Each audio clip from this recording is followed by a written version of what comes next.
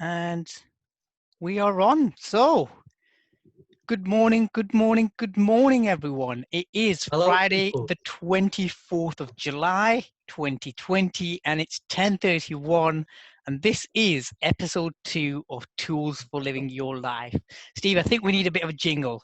I think between now and next time, You we need sound some like sort of a a jingle. newsreader. It's brilliant. I love it. I'm living out one of my dreams. I've always wanted to be a Yeah. kind of newsreader slash radio presenter slash type person. So it's happening. I'm loving it. I still think Blue Peter great. is the place for you, mate. Please don't start that. Please don't start that. Okay. So what I'm gonna do is so that I can see what's actually happening. Yeah. I'm just going to open the Facebook group page so that if anyone comments, if anyone says hello to us, at least I can keep track of what's going on. So, episode 2 of Tools for Living Your Life. We're going to follow the same process as last week, the same format as last week. So we're going to start with a bit of a grounding slash energizer type activity from yourself, Steve. I'll then read us a lovely story, and we will then we'll then kind of go into today's subject area, today's conversation, for want of a better word. I am getting a message through, so let me just quickly respond to it. Yep, please check. I was just thinking, Facebook it's a shame group. we weren't streaming the conversation we just had as well, because it was dead interesting for me anyway. It's dead useful. Well, yeah. Perhaps next time. Time. Yeah. So, over to you, Steve. All right. So a bit of an energizer. This is something that I use when I'm working with groups, either as a trainer and when I worked as a youth worker in a pupil referral unit. It's almost impossible to do this without smiling at the end of it. So what I'd like to invite people to do is a couple of things. First of all, just close your eyes and go inside and notice how you're feeling right now. And imagine you had some way of measuring your energy this morning. Okay, and just use that and notice where your energy level is. Okay, good. And when you've done that, what I'd like you to do is stand up. And I'm not sure how this will work because you can't see lots of me, but it's okay. What we're going to do is, it's called a 1 minute workout. Ooh. That was developed by two NLPers called Tad James and David Shepherd. And it's about a way of getting the benefits of exercise without having to go to the gym for an hour or two or run a marathon, because I don't know about you, but I don't always have time to do that. No. So all we're going to do is we're going to exercise every muscle group in our body. Okay. And see how that affects the energy level in our body at the end of it. Okay, so all I want you to do is, if you could stand with your feet sort of shoulder width apart. Yep. And if you stand up straight with your shoulders back, and just imagine you had that in there, that piece of string going from the top vertebrae in your back, and it just pulled gently so everything's nicely in line. Okay, and take a couple of deep breaths. And then what we're going to do, starting at our toes, we're going to start clenching muscles. So just clench the muscles in your toes. And then allow that tension to spread through the other muscles in your feet and into your ankles. Okay, and then just holding that tension in your feet and your ankles, let the tension spread up into your calves and your knees. And now into your thighs and your buttocks. So now everything below your waist should be pretty tense. And just notice what happens now when you redouble that tension. So you're really piling it on, okay? And now let it flow up into your stomach and your chest and up your back as well. Tensing all the muscles in your back from your waist up to your shoulders. And now from your shoulders, let the tension spread down into the tops of your arms, past your elbows, into your forearms, your wrists, and finally clench your fists. So now, everything below your neck should be tense, which is great. That's what we want right now. And do you know what we did just a moment ago when we doubled the tension below our waist? Just double the tension again in your whole body and see what happens. And now what I want you to do, first of all, is just put a big, big smile on your face. Like, I want to see teeth. Well, if I could see you, I want to see teeth. Yeah? So really big smile, genuine smile, like you're really enjoying life. And what I want you to do is tip your head back and look at the patch of ceiling just above your head and start saying yes. Just slowly to start with. Yes. Yes. Yes. Yes. Yes. Can't hear you, Yes. Jaff. Yes. Yes. Yes. Louder. Yes. Faster. Yes. Yes. Yes. Yes. Yes. Yes. Yes. Yes. Yes. Yes. Yes. And relax. Yes. Now, just go inside, close your eyes, go inside again, and just notice where your energy level is now. And notice if there's been any changes. It has for me anyway. Absolutely. Good, good. And when you've done that, grab your seat again. Oh, fabulous. So grounding last week. You know what? I love that exercise, and I used to do it with kids in the pupil referral unit, and even the grumpiest, narkiest kids, they came to love it. And there was one group I remember working with, and they reached a point where they wouldn't start their classes until they'd done what they called the orgasm game. Oh wow! Okay. I don't know where it got that name from. Yeah, so I live at home with 8 other people at the minute, and so when you were going louder and faster, I was thinking, my gosh, the last thing I need is anyone to walk in and go, what is going on a Friday morning in this house? So that's the reason why. But next time, I will absolutely have the energy. But genuinely, even as I was quiet, so if I was to give you some numbers, I was probably at a 6, and I'm probably at a 9 now. So it's worked really, really well. It's worked really well. So thank you ever so much for that. The great thing about that, sorry, I'm just going to say one more thing about that exercise. I think the great thing about it is if you cut out the yes bit and the shouting and screaming at the end, you can do that wherever you are. Yeah. So I could be sitting on a bus or a train or just sitting as a passenger in a car somewhere, and I can go through that if I'm feeling low. And it's a really nice little discrete exercise. You're doing a minute and a half. And I was going to say, I think that's the really important bit, isn't it? Because whilst we were quite vocal, actually, you could do this, as we say in the world of NLP, content free. So you don't need to say anything. It can all be processed on the inside. And yeah, it's just a way to alter your state, a way to kind of alter the way you are feeling at that moment in time. So we've had a few comments. We've had Tony, bless him, Tony Cook saying it's the Jaffer and Steve show. The Jaffer and Steve show. Hey, I think we need to market this to Channel 4, or we need to market it somewhere to kind of go, this is it. Don't worry, Paul, because Paul's also messaged saying thank you very much for joining us again.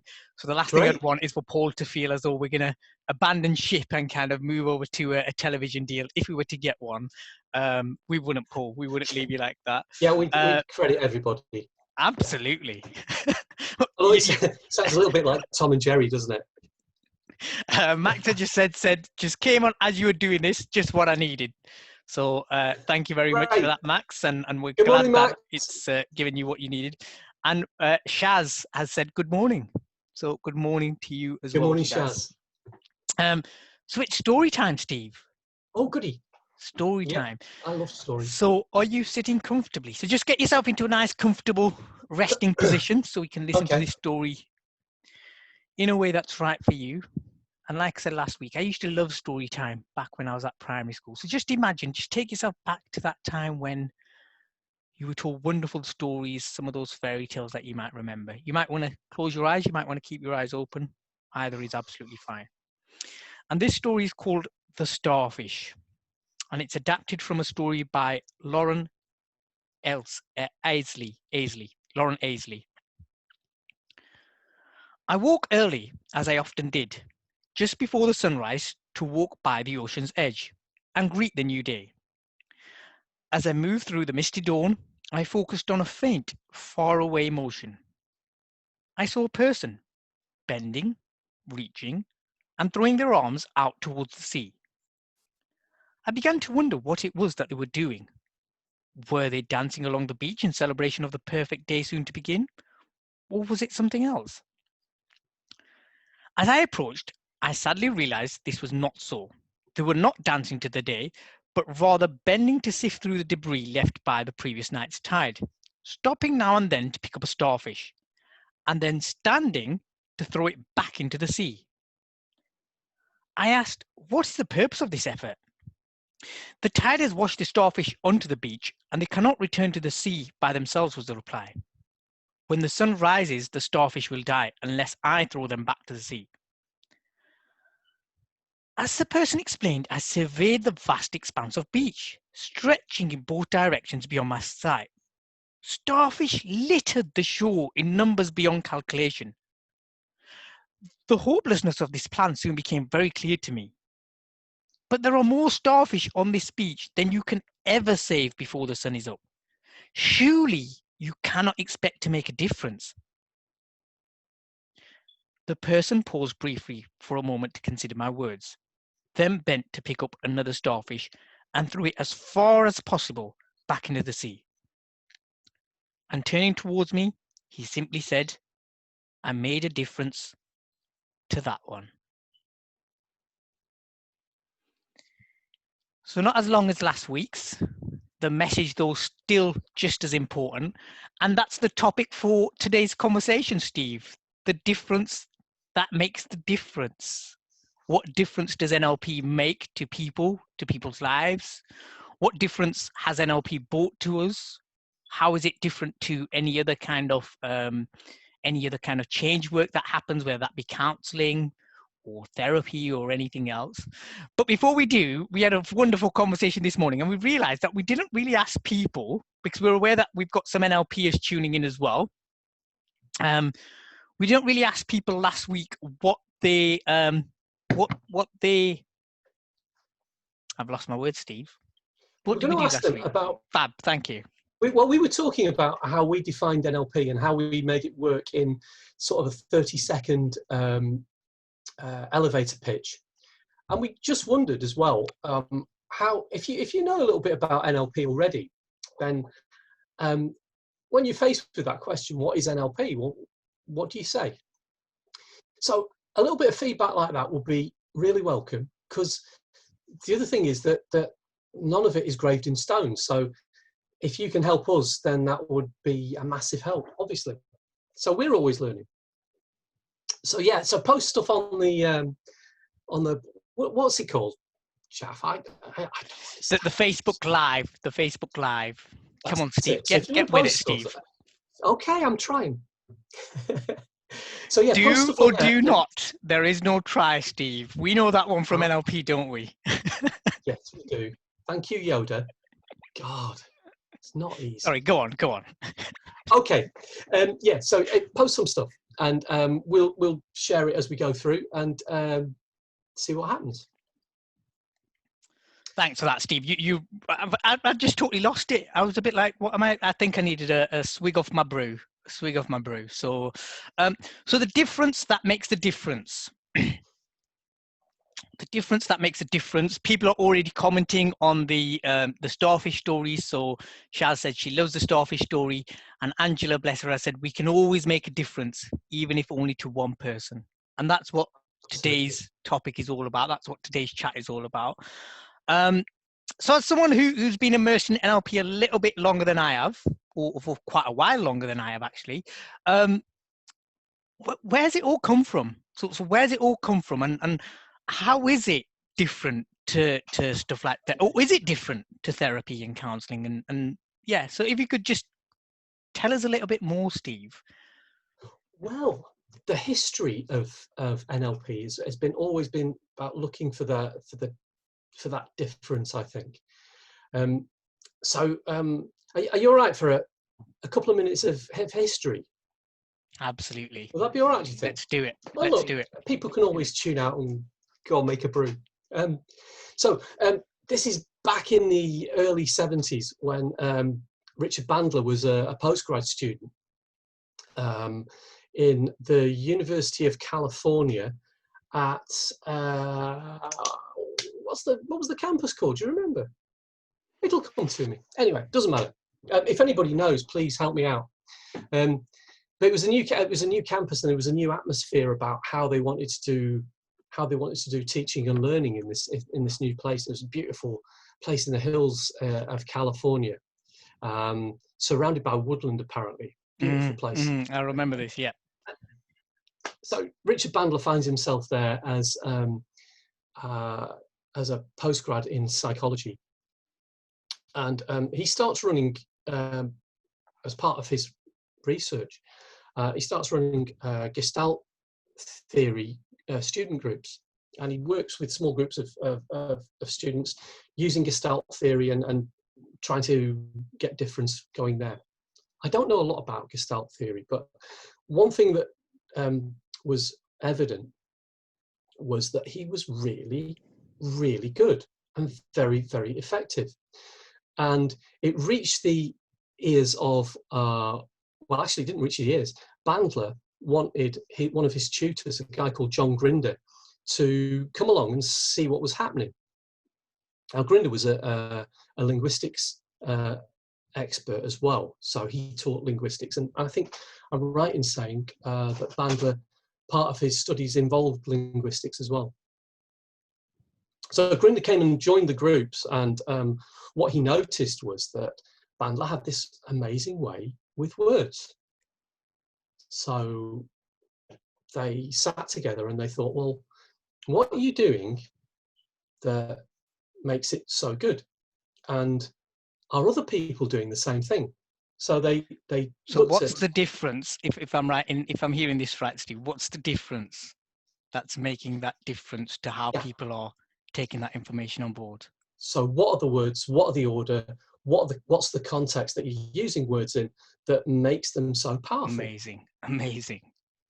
So they decided that what they would do is look at the work of 3 therapists. And at the time, there's kind of like, this is the early 70s, so there's a bit of an explosion in the idea of talking therapy. And some people were good at it and some people were bad at it. And they wondered why some sorts of therapy seemed to work for some people, but not for others.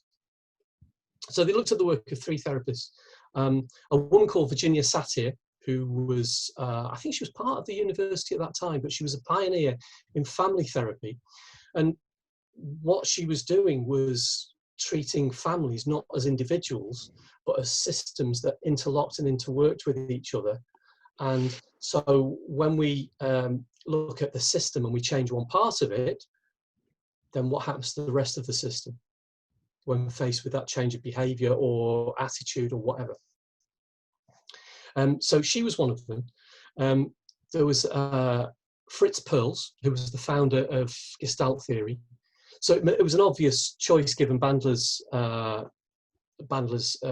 direction already, that he knew stuff about Fritz Perls anyway.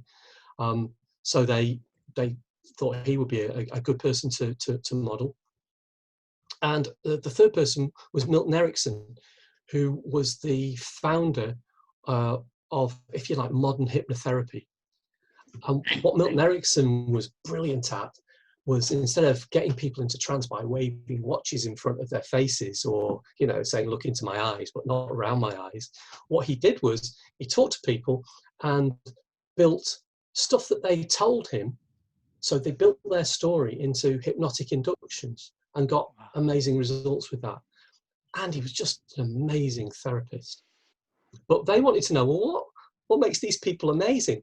So they sat and they studied them in great detail, and they spent time with Milton Erickson. They spent time with Virginia Satir, just finding out what exactly she did. And then they nicked it. Basically, they nicked it. In NLP, it's called modeling, but basically they looked at what worked and thought, we're not going to reinvent the wheel. What we're going to do is use what works. So they used that input from those 3, and later on from other people as well, to start building models of how people used language, how that language affected their behavior, how it affected how they experienced the world, how it affected their beliefs and values. And eventually it became called NLP. And they all And lived happily ever after. hey, look at that. 2 stories in Hey, one day. People we can't love say stories, we mate. don't look after them. People cannot say we do not look after them.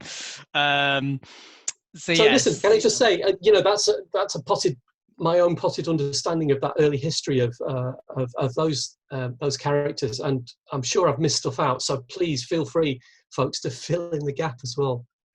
Absolutely. And I know that there's a couple of NLPers who are on the call. So if anyone else wants to add their understanding, then please do.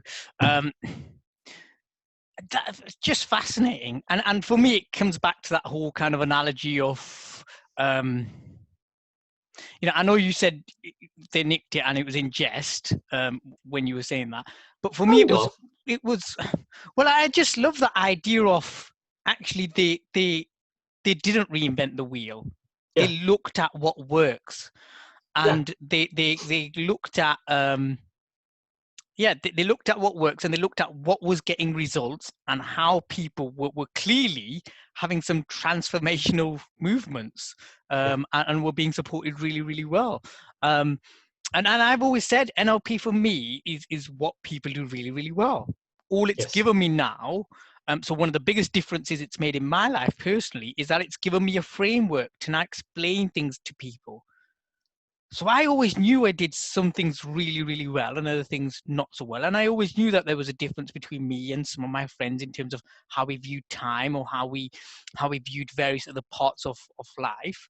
But NLP then gave me that free framework. It gave me a way to understand that so that I wasn't just walking around in the wilderness going, why the hell are we so different?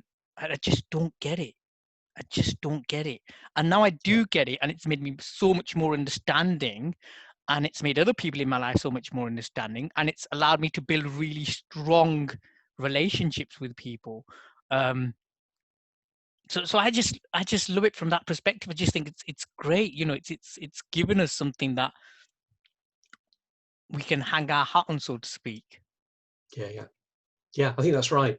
Now, listen, so this just become a dialogue where we chat with each other, which we're perfectly happy to do for hours on end. We do that. We can do that all the time. I know.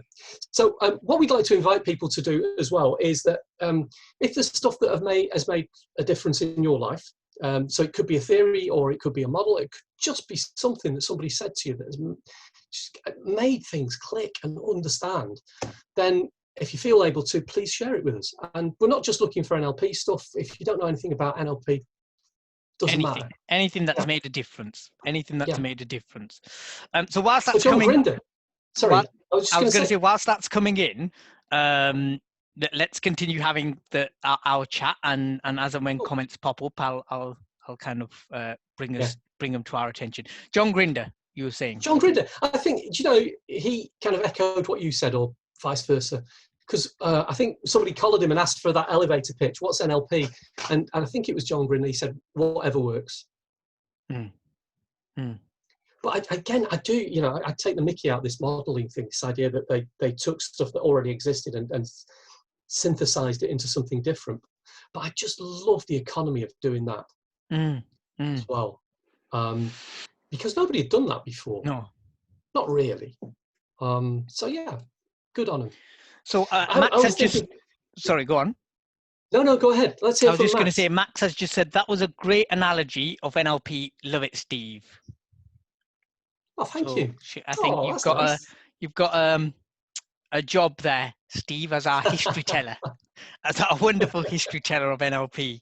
Which I don't know if you ever wanted to be a history teacher, but you've now got the gig, mate. You've now got the gig. So congratulations. Well, listen, I was thinking back when you were talking. I was thinking back to when I was training as a youth worker, and I can remember one of our lecturers came in, and he came into the class. It was only a small group, and he said, "Right, okay, today we're going to talk about the spirituality of the door handle." Wow! Beg your pardon. What's that now? And he said, "No, the spirituality of the door handle." He said, "One of the most important one of the most important inventions in youth work was the door handle." What? He said, "Think of it this way." He said, "Whenever you use a door handle, you move from one space into another. And immediately you do that, you leave something behind, so that makes a difference. And then you go into another space and immediately everything changes just because you're there. So he said, always be aware of the importance of a door handle, which I thought was a lovely sort of metaphor for how we do youth work.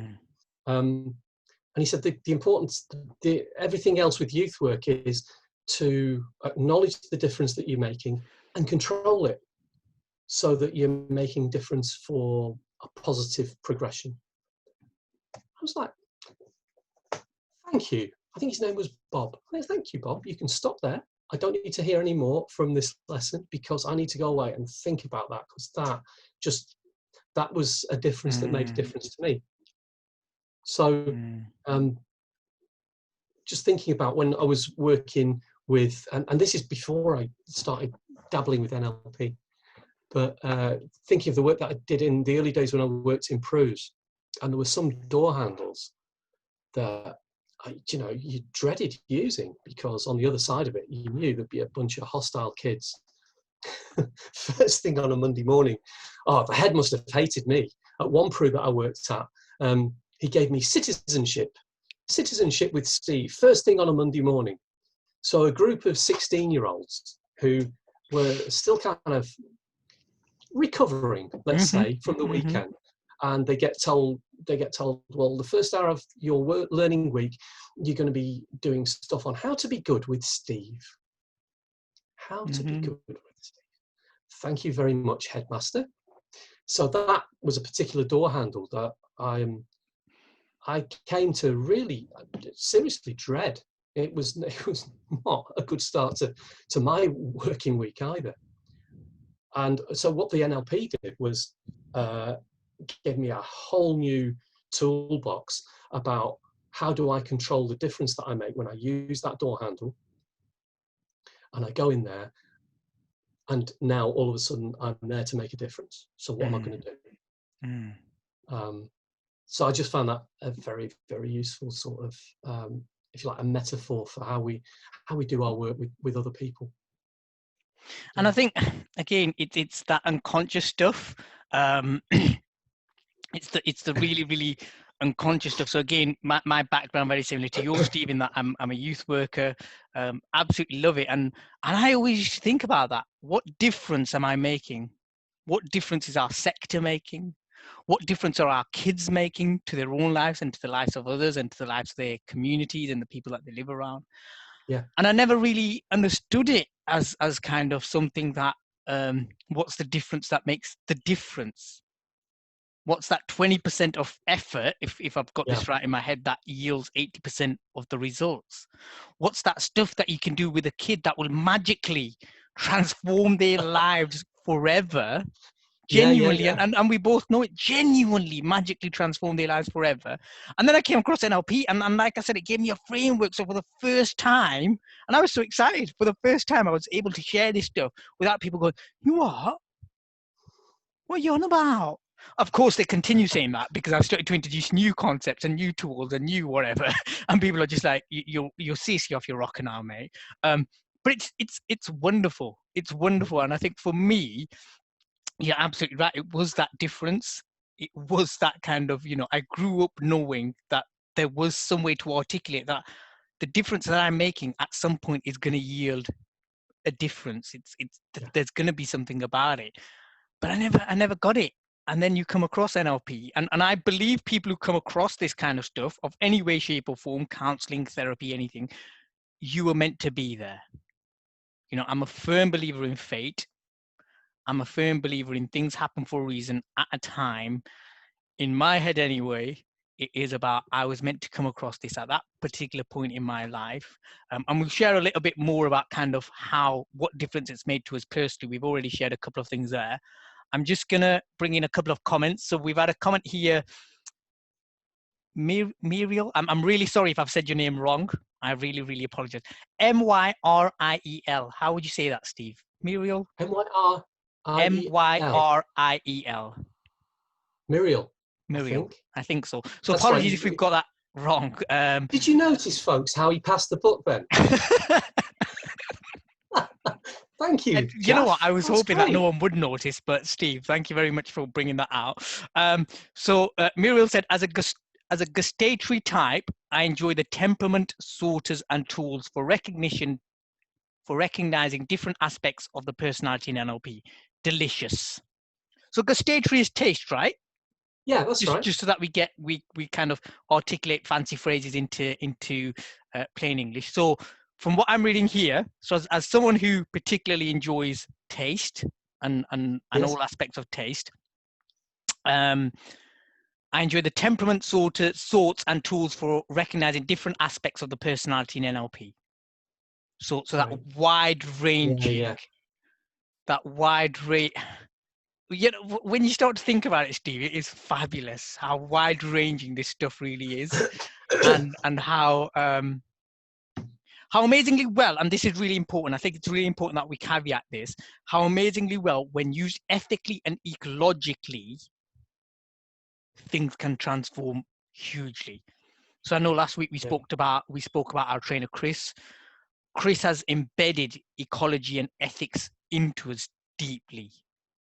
About when you're doing NLP, when you're teaching NLP, when you're training NLP, when you're supporting people using NLP tools and techniques, you do it ethically and ecologically. At the same time, from what Muriel just said there, because of how vast and how broad it is, it can also be used unethically. And Yeah. that's the real Yeah. danger with this stuff. Yeah. That it can be And it is. used.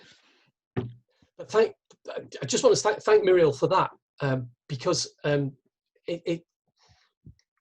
it's part of, if you like, my sensory palette, for want of a better word, that I only pay attention to when I'm eating, and I don't really kind of use that gustatory, that taste gift really when I'm working with people.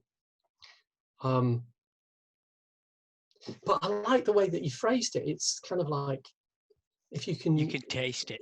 develop a taste for stuff. Because I have a certain taste. I have a taste in music. I have a taste in clothes, which is different to Jaff's. So I'm down with my blue button-down shirts again. Anywho, yeah. So that idea that we have taste, and it doesn't actually mean what we're putting in our mouth. So I don't have to lick my shirt in order to know that I like it. I need to go away and think about this. Well, now that Hey, I'll you've tell said you that, what, Jack. Steve, I was just going to say, now that you've said that, it does, NLP does have for me a taste, and that taste Does it? and I know this is going to sound really cheesy because people are probably going to go, "Oh my gosh, there he goes on the Fizzy NLP taste. bandwagon." No, it's got this really sweet kind of taste. It's got this really, but not too sweet, not kind of yucky Yeah, sweet. yeah. It's got this beautiful sweet kind of element to it. Which has made it really it doesn't make me feel sickly, and at the same time it just makes me want to have a little bit more each time. I just want to have a little bit more each time, and I don't really know how to describe that, but when Muriel said that, and bless her, she has written back to say it rhymes with squirrel, guys. Do you want to have a go, Okay. Steve? Muriel. Muriel, that's what I was thinking as well, but I thought I'd let you have a go first, as Thank you with very everything much. else. So Kay here, Kay said, morning chaps, I'm enjoying listening to you both whilst doing my NLP homework. The Ooh, element of the techniques I have found useful in my work is the ability to make effective changes content-free. And we talked about that this morning, so that whole yes, we did. aspect of content-free. Yeah. So just on that, was there something about the difference that makes a difference about it being content-free? Do you know, in terms of the history of NLP, was that a biggie in terms of, or I'm not actually sure. is that okay? I'm not sure. I think, I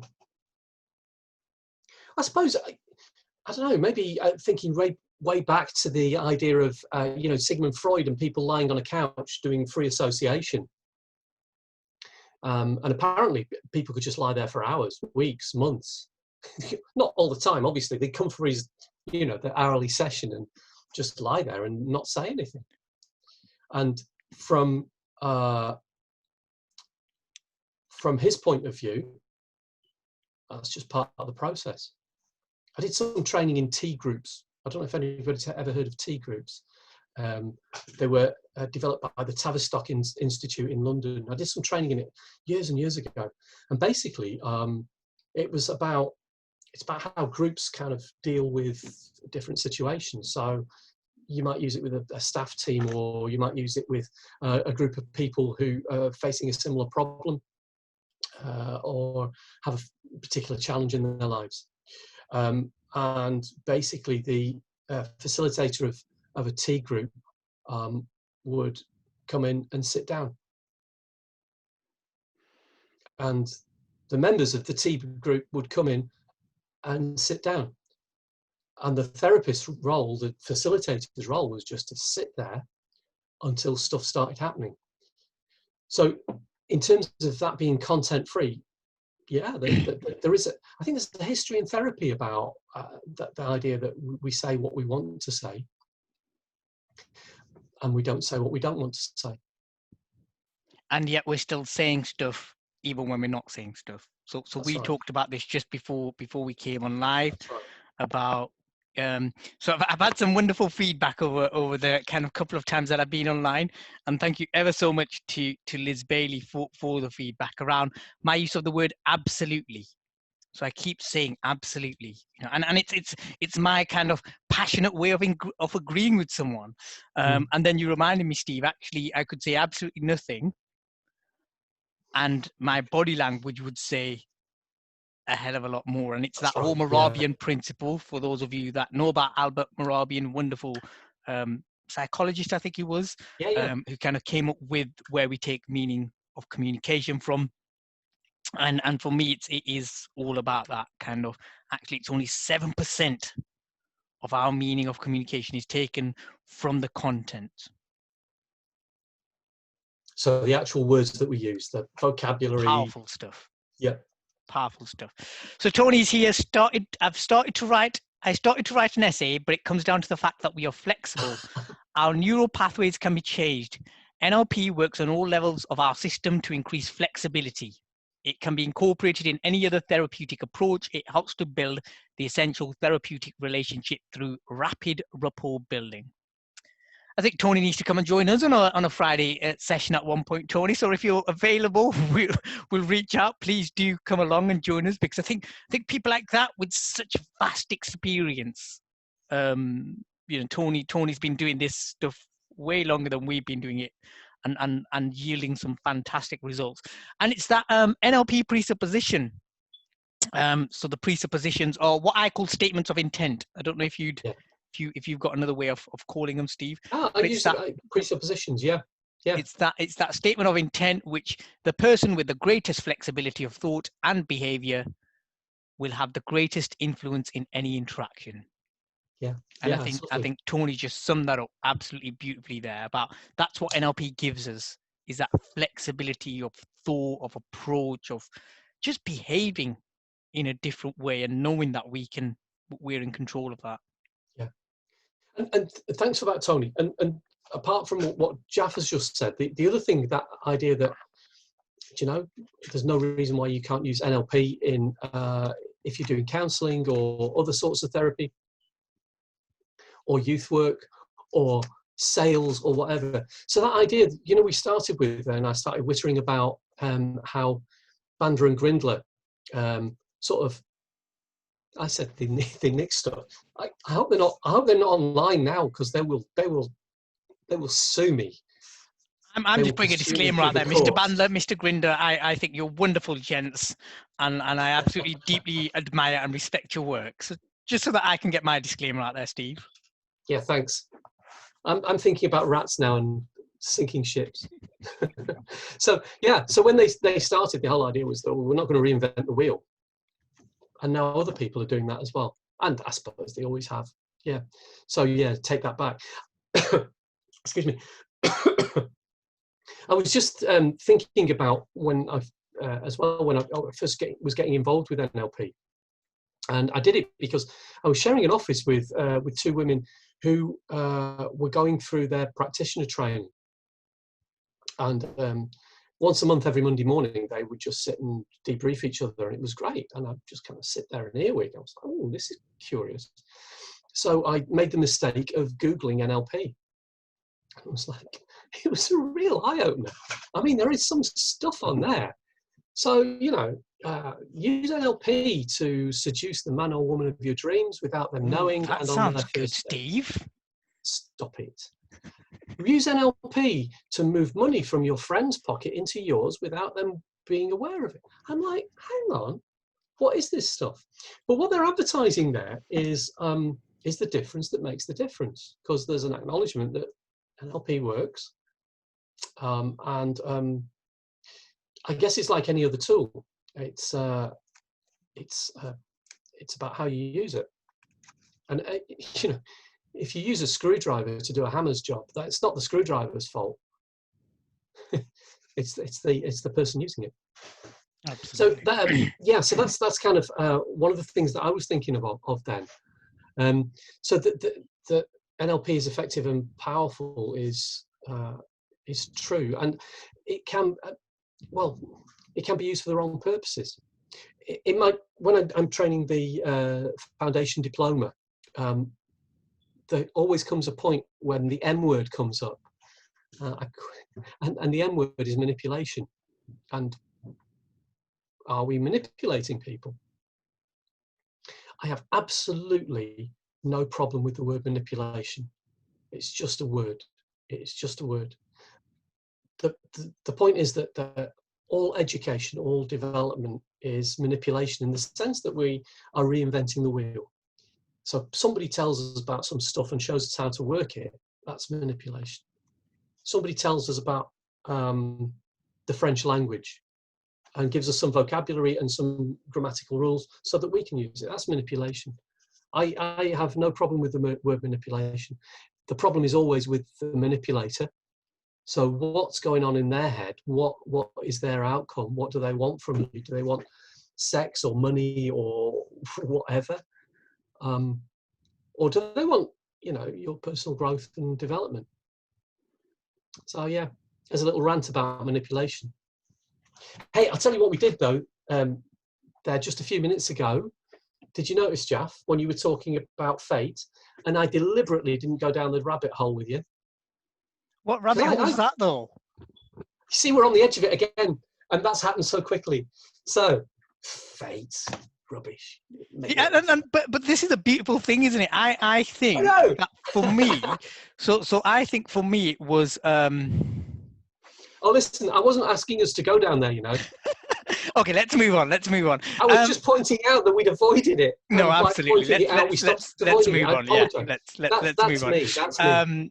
Let's move on. So I don't know if you've done the same. Sorry, let me rephrase that. Tony's written here, and bless him, if he is listening, I know he doesn't like us to make a big deal about him, but it's Tony said it, so I'm just following it up. Chris has always been authentic, grounded, and compassionate face of NLP. He makes it real and accessible. Yeah. And I think for me, again, when we go back to the difference, it was that. Now, I don't know how many training courses you've been on, Steve, but I've been on a heck of a lot during my time, heck of a lot. And there was just something about the style, the delivery, the real understanding, the genuinity, the authenticity of Chris and Glenda when they delivered that training. It was just, for me, mind-blowing. Just genuinely, and I think some people might go, that's an over-exaggeration. Well, actually, it's the reason why it's the reason why on a Friday morning at 10:30 we're doing this kind of stuff, because we've got such a bug for it now. We've got such a passion for wanting to help people understand themselves and understand others, and that came through that training, really. So I don't know if you want to. No, I agree with you, and it's kind of like it's kind of like a legacy that we try and pass on. And it's been a clouded one. It's not always been about that at all. Even when Bander and Grindler were doing that early days of stuff, there was stuff that was going on there. if you look into the history, you think, hang on, what's all this about? So one of the things that they did a lot of was hallucinogenic drugs. So especially they were involved a lot with something called peyote, which apparently is kind of something that's derived from a cactus. But what they were doing was trying to find, well, how do we make the difference for ourselves in a way when there's no one to guide us except ourselves, because no one's gone before us in this. We've got some role models, we've got some models of how this might work, but we need to explore it for ourselves. So they did stuff like that, and just crazy things that you know nowadays wouldn't be accepted on any campus in the world possibly, but things have moved on. Santa Cruz was the name of the campus. Santa Cruz, it was. Yeah. It was. Yeah. And I'm not surprised. So I did a presentation earlier this week on NLP to a networking group, and I made a bit of a joke, and I said, well, if you think about 1970s, so if you look at the name NLP, and we've discussed this last week, well, what an awful name for a wonderful set of tools. But then when you put it into context as to where they were at the time and what they were doing, you know, 1970s California, when there were three particular states, there was something and rock and roll from what I remember. And I'm not very old, but it's kind of what I find on the Tinterweb. And then you just think, yeah, it's actually context would you know, if we were to look at developing it now, I think we would have a better title for it. But it is what it is. We've got it. Let us continue on. So Tony's also written here, content-free is so vital when working with trauma. Some therapists would keep re-traumatizing clients by going back to the stories. Clients learn to be in control of their own narrative, which I absolutely love. And it's, again, prior to us jumping on this live, me and Steve spent an hour with each other discussing a lot of that stuff about actually how best do we support our clients to achieve the results that they need, rather than us imposing a kind of a style or a kind of working with them that would be ever so would not be conducive to what they need at the time. Yeah. And I think what Tony's just said about that idea of content and around trauma. So I work with a woman using NLP and hypnotherapy as well, who was simultaneously undergoing CBT that wasn't working for her because of the fact that each fortnight, she'd obviously been through a trauma. Each fortnight, the CBT therapist was taking her back to the trauma and kind of leaving her there, asking a load of questions about it, going into all kinds of details, asking her to compare what happened then with what happened, how she felt about it now. And I mean, that I'm not knocking CBT at all, because CBT is fantastic for lots and lots of people. She was just on the receiving end of some, to me, it was awful therapy, because the therapist was constantly scratching away at the scabs. And then there was 2 weeks before, her next session of CBT, and in that time she used to come and see me so that she could deal with the trauma that was building up around the CBT. And so my initial response was, well, sack it. If it's not working, just sack it. And she couldn't, because her employer, she worked for a big education authority, so her employer, as a condition of her sick pay, was saying, you need to go and have, I think it was 8 sessions of therapy, by which they meant 8 sessions of CBT. And it's a little bit like that stuff we were talking about earlier, that one size doesn't fit all. That you can be great at what you do and it just has no effect, because, you know, there's something that either goes on between yourself and the therapist personally, or there's something about the work that's being done that just doesn't quite kind of synchronize with you. Do you know what I mean? So I think part of the, you know, bringing that back to the difference that makes the difference.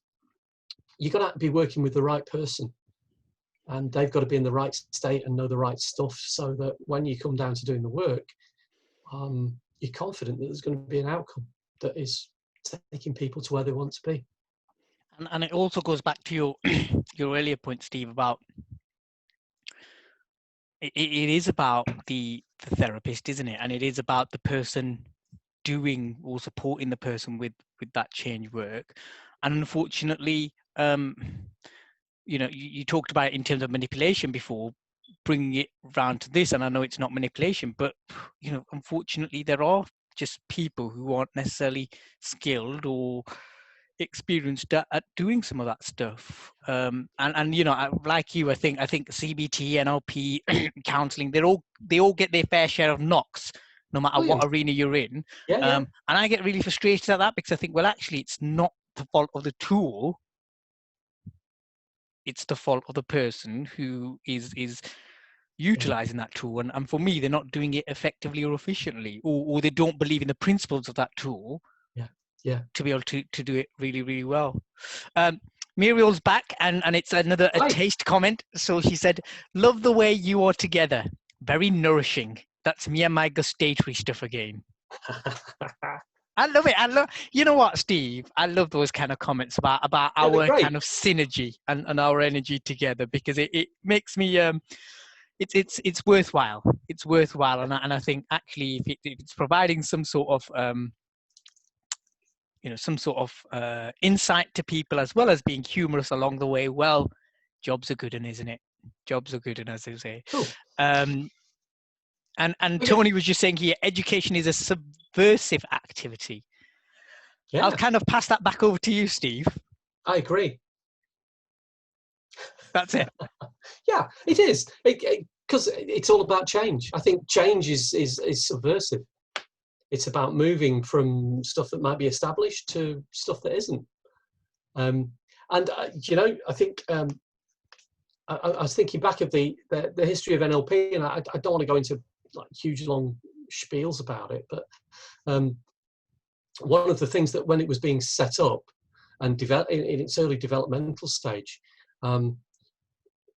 Bandler, Grindler, the early pioneers of it, managed to really piss off the established psychological environment, especially academically, because they were doing something that was subversive. They were subverting that. They were kind of borrowing bits from here and here and here, and then mixing it all together. And you're using hypnosis. At the time in America, I don't know if you know this, Jaff, but at the time in America, there were certain states that had banned it. Hypnosis was outlawed because it was seen as being the work of the devil. Mm-hmm. That's less than 50 years ago. So yeah, that whole idea of subversion, I think it is. And actually, I think that we should be marketing education, Tony, to young people as being a subversive activity, because go and find your own way. But it's difficult to do that if you've got an education system that's run by GCSEs and A-levels and grades. Oh, don't get me started on that, Tony. That's a different topic for a different day. Not necessarily tools for living your life, Steve. Although some would argue it might be. Absolutely. So we very much. Before you go on, sorry, just before you go on, we've just got a few minutes left, Jaff. So. Has anybody else got any differences that make the difference, or will you ask for any quick definitions of NLP that work for you? So have a quick think, and we like I say, we've just got a few minutes left. So have a think about that. And if they don't come in now, people can still post after as well, and we can pick this up next week. So because as you said, say that again. Can you do that on the electric interweb? You can do all sorts on the electronic interweb. It's a wonderful, wonderful place, Steve. I was going to say, because we have only got a few minutes left, is please tell us one last way that NLP has made a difference to you. And I'll also tell another way that NLP has made a difference to me, just so that we can leave people with some more understanding of how it's made a difference to us. So another way that it's made a difference to you. I think it's just made me more aware of what's going on in my head, would be a simple way of putting it. So, and when that happens, it gives me choices. So now when I see, I mean, I'll be honest with you, I detest President Trump. I find him obnoxious. Anyway, but now when I'm looking at him, when he appears on the TV news, I realise I've got choices of how I react to that. I don't have to get angry with him. He's always going to be an idiot. He's always going to be obnoxious. I don't always have to respond in the same way. But yeah, choices. Fab. Gives me choices. And I think for me, it's really helped me to come to terms with stuff that has happened earlier on in life. That you know, Tony talked about trauma and whatnot. And whilst you know, everyone's level of trauma is different, so I won't say it wasn't a traumatic experience. It absolutely was. But it's given me that kind of, again, it's, you know, it's the title of this podcast, Tools for Living Your Life. It's given me tools to kind of really understand situations that have happened. And it will continue to give me that same insight when situations happen in the future, because this is the beauty of life. Situations will continue happening to us. And I remember I kept talking about, oh, well, shit's happened. Apologies for my language, but shit's happened and whatnot. And actually just that simple reframe of the word, that actually it's not shit, it's stuff. And stuff happens to us a lot throughout our lives. And NLP's given me those tools to be able to handle that stuff better and be able to help other people handle that stuff better. And final comment here from Tony, living with uncertainty. So I think that's kind of the difference that it's given him.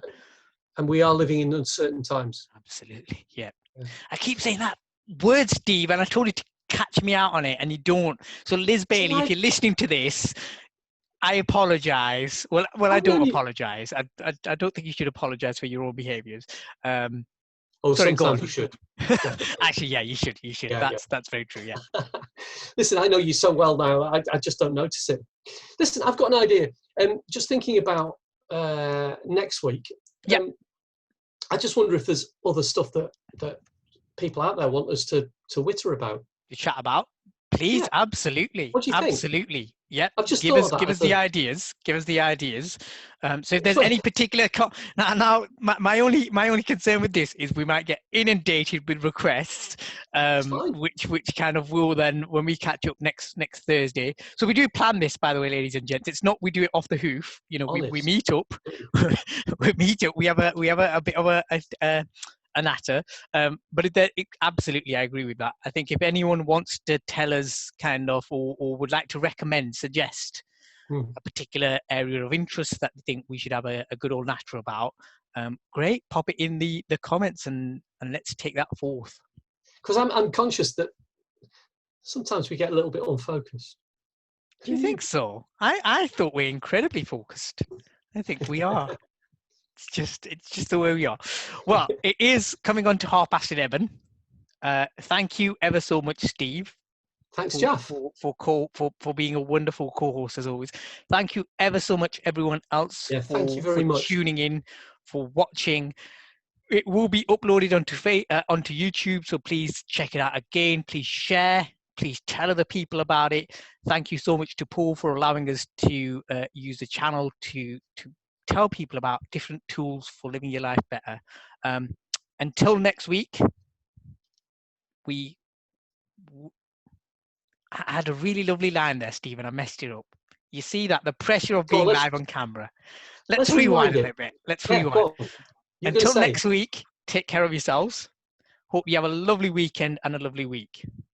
Great stuff. Thank you. Thank you, everybody. And thanks for your feedback as well. See you later, everyone. Take care. Bye-bye.